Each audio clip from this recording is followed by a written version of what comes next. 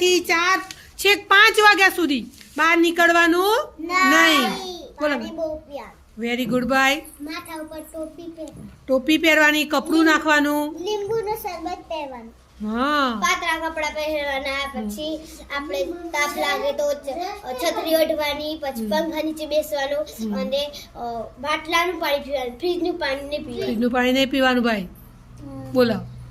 નારિયેળનું પાણી પીવાનું. Very good. ખેતરમાં તાપ લાગતો હોય તો ઝાડ નીચે અને બેસવાનું. બપોરે તો પપ્પા મમ્મી દાદા બા ફોઈ જે ખેતરમાં જતા એને કહી દેવાનું બપોરે 12 વાગ્યા પછી તડકામાં કામ કરવાનું નહીં. ગુલાબનો રસ પીવાનો. હા, તડકામાં રમવા જવાનું નહીં. બપોરે તડકામાં સ્કૂલ છૂટ્યા પછી બપોરે કોઈએ તડકામાં જવાનું નહીં, ઘરમાં જ રમવાનું. પડીકા નહીં ખાવાના. બહારની ખુલ્લી વસ્તુ કે પડીકા ખાવાના, પણ કેવું ખાવાનું બેટા? ઘરનું.